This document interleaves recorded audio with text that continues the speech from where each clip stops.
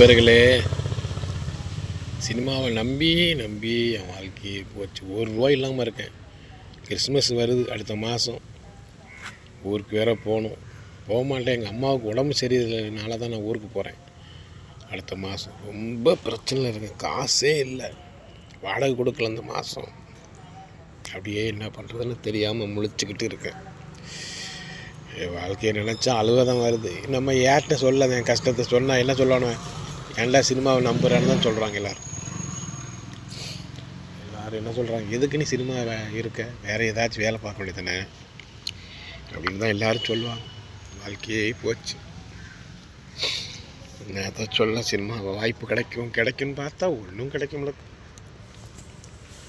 எல்லாத்துக்கும் நான் நல்லது செஞ்சேன். சினிமா சில பேருக்கு எல்லோரும் நல்லதாக இருக்காங்க. நம்ம என் வாழ்க்கையை பேர் என் வாழ்க்கையை கேலிக்குறியாக இருக்கு.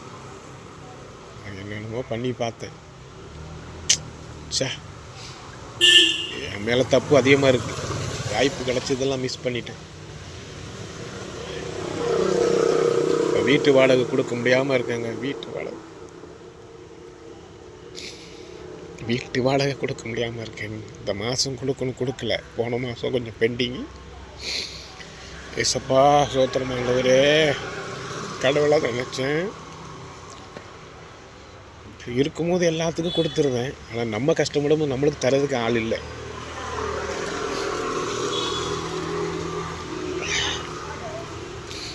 நம்மளுக்கு தரதுக்கு ஆள் இல்லை.